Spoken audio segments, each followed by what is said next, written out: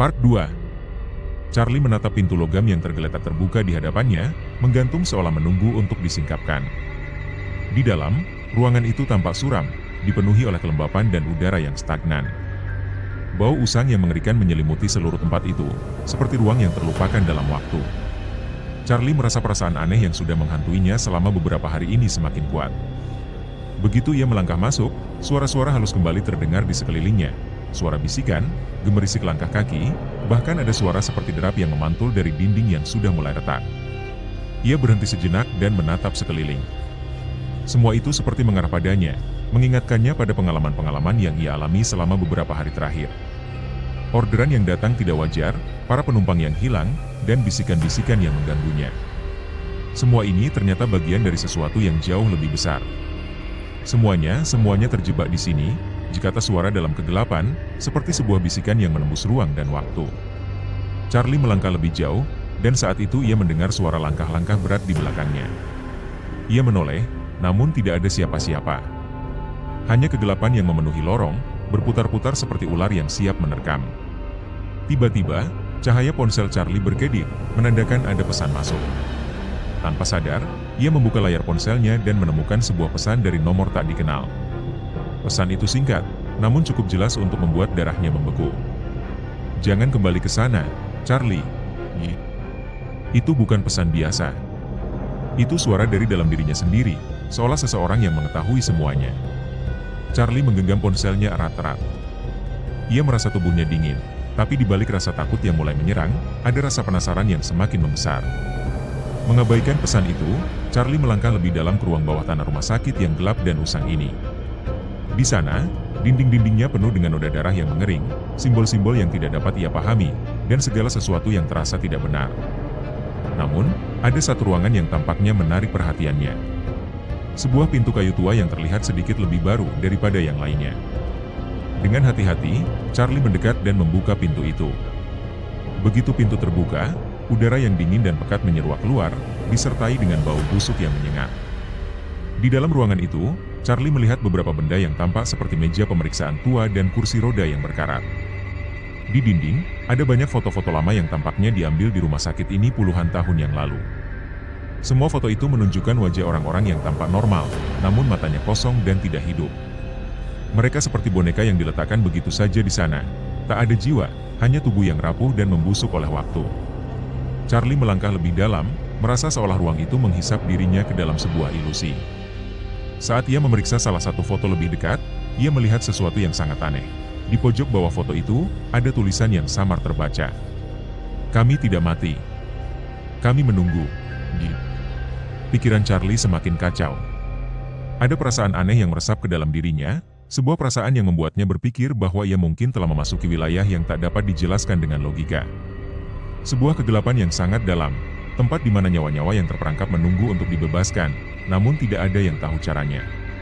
Tiba-tiba, ia merasakan seakan ada sesuatu yang bergerak di belakangnya. Charlie menoleh, dan di hadapannya berdiri sosok yang tak tampak jelas, sebuah bayangan gelap dengan mata yang menyala-nyala seperti api.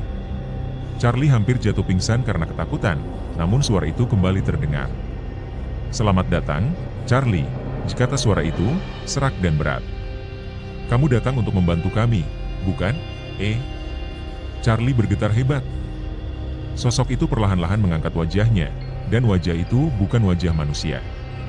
Itu adalah wajah yang terbuat dari bayangan gelap, dengan kulit yang terkelupas dan mata yang kosong. Tidak ada ekspresi di wajah itu, hanya kebekuan yang membuat Charlie merasa seperti akan tertelan oleh kegelapan itu. "Saya tidak bisa membantu kalian. Saya tidak tahu caranya," kata Charlie, suaranya gemetar. "Apa yang sebenarnya terjadi di sini?" "Tapi kamu sudah memulai, Charlie," jawab sosok itu, semakin dekat.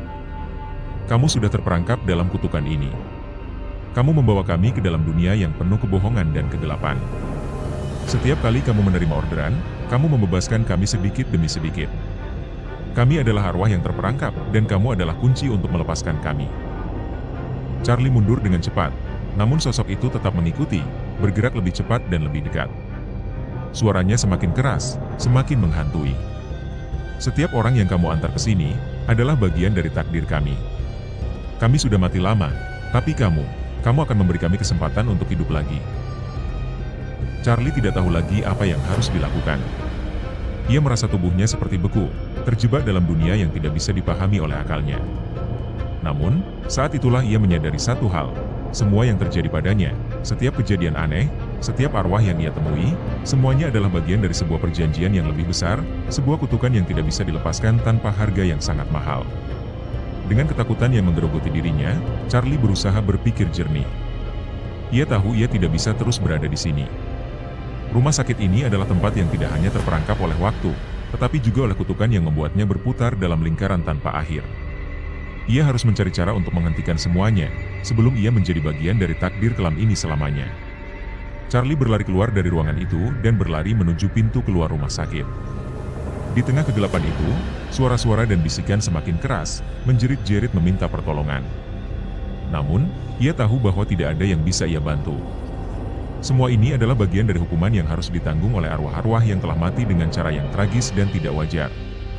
Sesampainya di luar, Charlie melihat bayangan-bayangan samar yang masih mengintai dari balik gedung rumah sakit. Mereka berusaha menariknya kembali, namun Charlie berlari sekuat tenaga, menembus malam yang semakin gelap. Saat ia mencapai mobil taksinya, Charlie menyadari sesuatu. Mungkin ia telah diberi kesempatan untuk keluar, tetapi kutukan itu masih belum selesai. Setiap kali ia kembali ke rumah sakit itu, ia tahu bahwa ia akan terus dipanggil oleh arwah-arwah yang terperangkap. Mereka tidak akan pernah berhenti. Mereka ingin dibebaskan, dan Charlie adalah satu-satunya yang bisa melakukannya, meski dengan harga yang sangat mahal. Namun, Charlie juga sadar satu hal yang lebih penting, ia harus berhenti menerima orderan dari tempat itu. Setiap kali ia menuruti permintaan itu, ia hanya memperparah nasibnya sendiri dan nasib orang lain yang terjebak dalam kutukan yang tak terucapkan ini. Malam itu, Charlie memutuskan untuk menghapus aplikasinya dari ponsel, meninggalkan profesinya sebagai sopir taksi online, dan tidak pernah kembali ke rumah sakit itu. Namun, bahkan setelah ia melangkah pergi, ia tahu bahwa rumah sakit itu akan selalu ada, menunggu untuk menerima kedatangannya lagi. Karena kutukan itu, sekali seseorang terjebak di sana, mereka akan terus dipanggil kembali, dan mereka yang terperangkap, tak akan pernah bisa benar-benar bebas.